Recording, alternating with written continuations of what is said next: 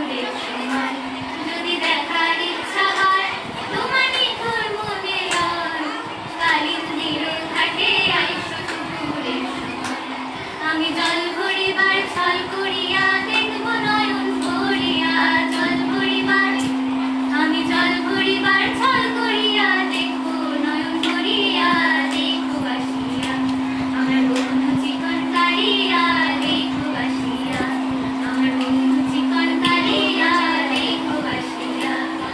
কিনারে পলাশের বোল পালাবো পালাবো, কিনারে পলাশের বোল পালাবো পালাবো, বিউটি ইন্দুরে ঢোল কাটে, বিউটি ইন্দুরে ঢোল কাটে, রে কাটে রে বতরে পিরিতির ফুল ফুটে, বতরে পিরিতির ফুল ফুটে। কিনারে পলাশের বোল।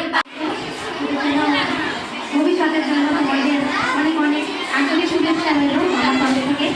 এরপরে তোমরা কেউ কলেজ যাবে, কেউ অথবা নিজের প্রতি নেবে, ডাক্তার হবে, ইঞ্জিনিয়ার হবে, হ্যাঁ আমাদের নাম উজ্জ্বল করে তোমরা। তো তোমাদের জন্য রইল অনেক অনেক শুভেচ্ছা।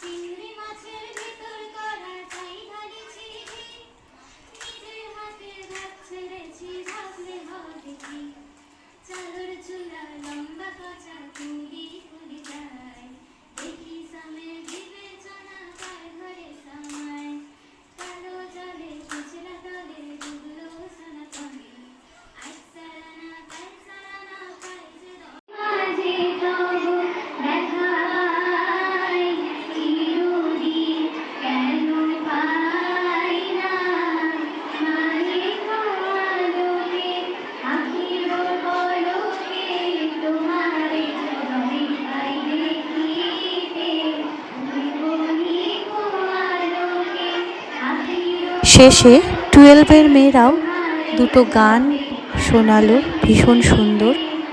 তো দিনটি এভাবেই শেষ হলো। তো পরবর্তী জীবন ওদের ভালো হোক, ওরা উন্নতির দিকে এগিয়ে চলুক, বিদ্যালয়ের নাম ওরা চারিদিকে ছড়িয়ে দিক, ওদের গর্বে যেন আমরা গর্বিত হতে পারি, এই প্রার্থনা করি।